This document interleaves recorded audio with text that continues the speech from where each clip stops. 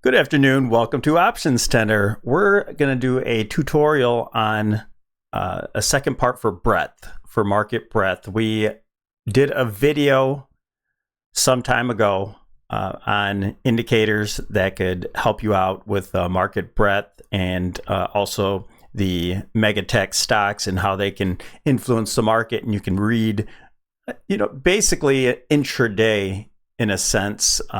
There is a little bit further out, but what we're going to focus on this time in this part 2 series is the market breadth using and I have mine pinned up top here, the McClellan Oscillator and the McClellan Summation Index, mouthful. Using those, you can get a sense of how strong the market is and get an interpretation. So we're going to go through those two in minor detail of how they work, but more focus on the interpretation. And then how do you apply it? How do you layer it onto your classic technical analysis? And also some functions on structure within those indicators itself. Okay, so let's jump into it. This is super important. These are crucial indicators. Now there's plenty more out there. You don't have to stick with these, but these I love. It really illustrates my theory on what's happening in the overall picture. And we're going to use the daily time frame on SPX. You can use ES and SPY, but I like SPX because it's the cash index. It's not skewed by dividends on SPY, and ES, the contract rolls. So that's it. Let's go. All right. First, we're going to start off with the McClellan Oscillator. So it looks like this. This is the standard. This is how it comes. You don't have to change anything. You can also look up, if you're with Thinkorswim, you can look it up here, MC, and you see the oscillator in the summation index. But I have these pinned up top. So you have the extreme readings already labeled for you. The 0 line is the neutral. Then you have 100, that's the plus, and 100 negative, showing extreme oversold and extreme overbought. We're in that extreme overbought zone right now, but it can remain overbought and create divergences. So this is kind of how you interpret it. So the McClellan Oscillator is a daily breadth of the market. It uses the advanced and decline of stocks in order to interpret this and give us an illustration. Okay, so in a nutshell, and there's I'll pin the website. I think it's called, let me look up here. It's called Financial Publications. It's the McClellan Financial Publications website. And so you can read that for a lot more detail on, how this is calculated. If you have that engineer type personality and you want to know how these work, they're exponential. There's 2 exponential moving averages. I'm not going to go into that, but you can read it yourself, and I'll pin that into the description down low. And I'll also pin up the part 1 breadth video up top and at the end of the video here. So it's taking the advanced decline of stocks in the NYSE to show us if money is flowing in or if money is flowing out of the market. That's a basic way of saying it. And now you can take this and compare it to your charts, and you can see when divergences. And we'll go over this in just a second. You have negative divergences and things like that happen when you're overbought, going down to oversold. Okay, and so I'll bring this all together. I'll wrap this up. Let's go over to the McClellan summation. So with this one, you have the each day that the McClellan Oscillator is calculated, if you add those together, you have the summation. And this gives you a big picture of what's going on as breadth is calculated together, is added together each and every day. You'll see the flow of it, okay? Now, on this one, I know it's kind of odd, but they have 1,000. 0 used to be the neutral point on this, but now it's 1,000. So it automatically comes with the line here at 1,000, which is the neutral point. So you can leave it how it is. Basically, you're bullish above, bearish below. But we can also kind of take this and pull it together and interpret patterns as well. Okay, so as the and again, you can read about this as the NYSE expanded the number of stocks involved. This kind of skewed things, so that 1,000 plus 1,000 is now the neutral point. Okay, so that's kind of the black and white of it. Now, here is how I do it. So I actually pull both of them together. All right. And then I chart them along with my regular chart here. Okay, so we have our traditional technical analysis, and then we actually have our my interpretation of the McClellan summation and our divergences with the oscillator. Okay, so over time, let's dig in just a little bit further. So you see, you have a bottom here, you have this bull market, you have stocks going higher and higher, you have the index going higher and higher, but you notice on the oscillator, as you get higher price in the market, you see some of the breadth starting to weaken, okay? And that is also interpreted in the summation index. Doesn't mean that the market is necessarily reversing at that point. It's just getting a little bit weaker. And at some point, this is more of your short term. At some point, you get to, like we are basically right now, but I'll use this high as an example. You have a high, you make a higher high here in price, and you make a lower high, creating a negative divergence, and it gave us a correction. We didn't get a divergence there. We were just extreme. But overall, we're getting divergences as we move along, right? So let me see. Right now, we're right here. We made in the very short term, we made a high here, a high in price right here. Then we made a higher high in price 3 times here, and we're not getting confirmation with the market breadth. Okay, so that could be interpreted as some of the larger tech stocks maybe holding the market up while the rest of the market is starting to get weaker, and you have more declines in other smaller stocks. So you're getting a little bit weaker underneath the hood. Okay, so we're looking for today.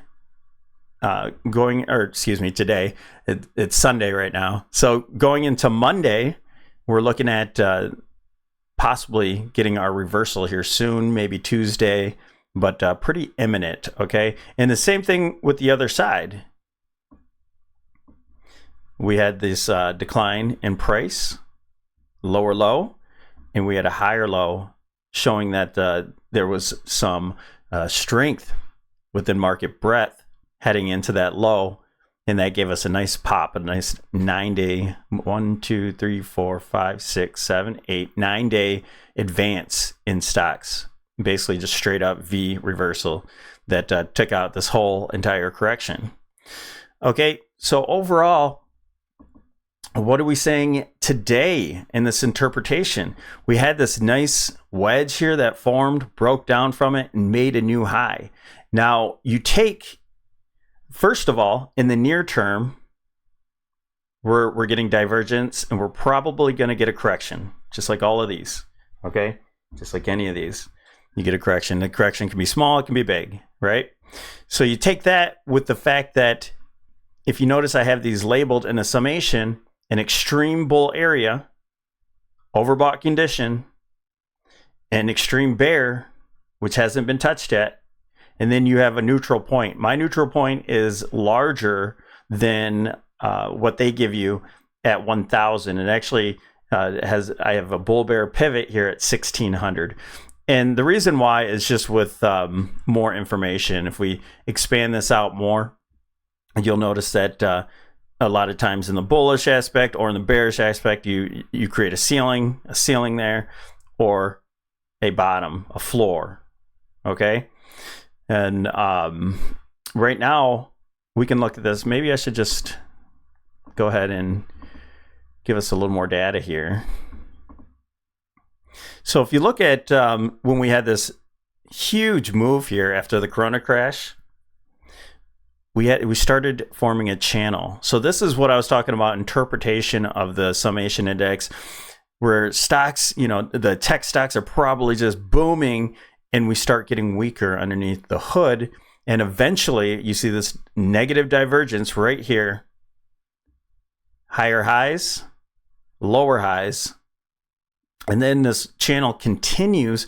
And notice the bull bear point. We broke down from it, kind of got underneath, had one peak here to the channel top, broke underneath that bear pivot, bull bear pivot, ceiling, came back, ceiling. Now where things started to change a bit, if you notice, we're in a downtrend, started to change a bit, we started getting positive divergence here right in the extreme bear situation. All right, so we know that something is getting bullish, something is showing strength, and you just had a massive move, still in a downtrend, but a massive move right into the extreme bull area. There we had another decline to make a lower low. All right, and that got so extreme in the bear area, it doesn't matter if you have a divergence or not at that point. You're so extreme, you're looking, for a bottom. Now, after that, you started this uptrend. All right, price started to go here, started to get stronger, higher highs, higher lows, and then we started a nice uptrend. All right, we had some divergence here. It created a nice large correction into the extreme bear situation, but now we're in an uptrend. Okay, so we tapped that extreme area, and we really just started to take off. Very shallow pullbacks. All right, until we got to extreme areas, but we know that we're in an uptrend, and you can even argue, if you take your Elliott wave analysis, that we're in a wave 3. Okay, and so being extreme bull is just going to show you that maybe price starts to slow down a bit, and then we form these divergences. We get some corrections in between, but we basically hold on to this bull pivot after that. We got extreme over it, held on to it. Now what's happening? Now we can interpret this in the near term. Well, we started getting to extreme areas, and putting this, and I'll show you the usual MACD and RSI that I use. You compare those, and you start getting negative divergence in those, and you start comparing it with this downtrend. We're in a downtrend, you guys, and now we're underneath that bear pivot. Okay, so for all of you, talking about the new presidency and all these things he's issuing, this happens to be, if you're watching this later on, the presidential election here with President Trump, right here. And we're talking about, a lot of people are talking about making new highs and continuing on. Anything's possible, but when you take this interpretation, we got into the bear territory. All right, so we have work to do to get back on top of this bull territory, and until then, we're in a downtrend. All right, breadth is not strong. here we had a daily kind of rise here quickly, but now we're all of a sudden forming negative divergence in a downtrend, back testing that neutral pivot zone at 1,000 right here.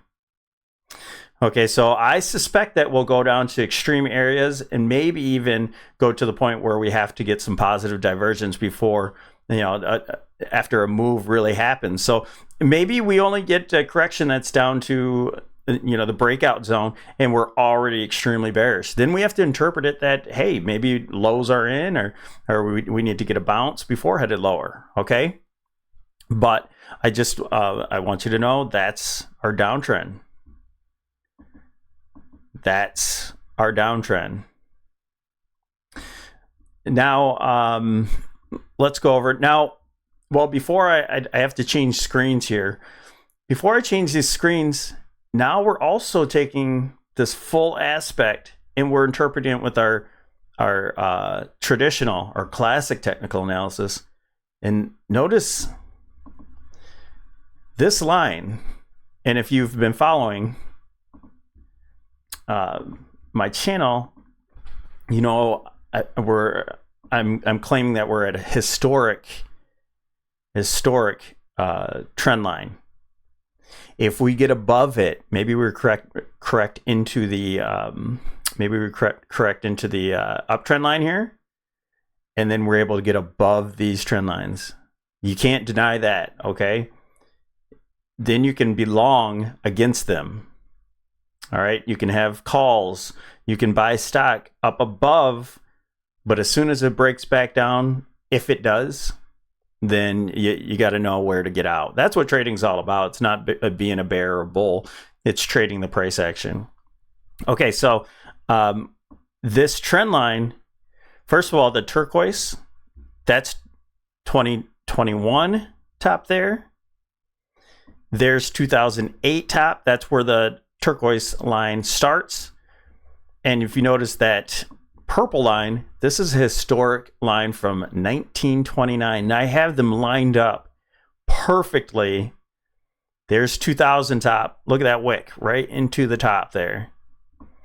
And here is 1929. Now the information is very choppy there, but it gives you exactly where the price was at that time, an interpretation of it, and that's where the top is. So we are there, folks. We are at that top. And so being at resistance with your oscillator being, sorry, the information's loading. You're at that pivot. Look at that. With negative divergence and a downtrend and market breadth, I can't be bullish on this. It has to prove me wrong. We have to have our pullback because we're showing in the near term we're going to have our pullback. Maybe we hold this line, and then if we get above those historic trend lines and we're showing some strength, maybe even positive divergence. If we're showing some strength, getting into that bull area, then we have to reconsider what's happening. All right. But as of this time, this is looking very, very bad. Now, let me pause the video so I can go over to the other. Okay, so now we're on our traditional look here with our traditional indicators. I have the OptionsTender one. That's the MACD, RSI, and slow stoke. Now here's the 1929 top that I was showing. Here's the 2000 top, and here's that confluence here, 2025 top, and I call it that because we just got a new high on Friday. Okay, so leaving this indicator on as we go through multiple time frames really fast. This video is almost done, so stick with me. We have the MACD made a new high, so there's no, we're at extreme points where the momentum's still up there. So is the actual top end, we could easily have an A, B make a new high, and a C make it, there's different things. That's not what this video is for. Taking those McClellan Summation and Oscillator in mind, along with the negative divergence on the monthly, and even we made one here. We made a high, but we made a new high. You see where the I'm pointing up top, but if you see the line that lines up down low with the RSI, we had a lower high here with that move, okay? We have negative divergence here on the slow stoch. Let's go to the weekly. We have negative divergence. With the breadth getting weaker, we have negative divergence, negative divergence, negative divergence. Okay, we already made our crossover. We're back testing. We're still making another negative divergence here on the weekly time frame. So with that breadth and heading lower, and on every time frame having these negative divergences, making brand new ones as of Friday, brand new negative divergences. You can't technically call it negative divergence until you get the crossover, but it's forming, okay? It is forming. And so there is, on this daily time frame, there is a possibility, you can't, that we need to make another negative divergence. Maybe we come back test the flag that broke out, and we make one more new high, just kind of bumping up on these trend lines, okay? Just to make a divergence. And then on the daily time frame, down to the 65. Even on the 65 minute, this move is just about, or it is done. Negative divergence. Negative divergence, negative divergence, every single time frame. And so you match up all of those factors with the summation index, the breadth declining, you paint yourself a picture. And so I know I've been a bear for quite some time, but that's just the top that we're at, okay? I have the bearish bias. I'm looking for a top. All right. Hope that tutorial helps. Don't forget to like and subscribe, and look for more tutorials to come. We also, I'll post the full set of tutorials that I have on the end of this video as well. Thanks for joining me here at OptionsTender. Have a wonderful day. We'll talk to you soon.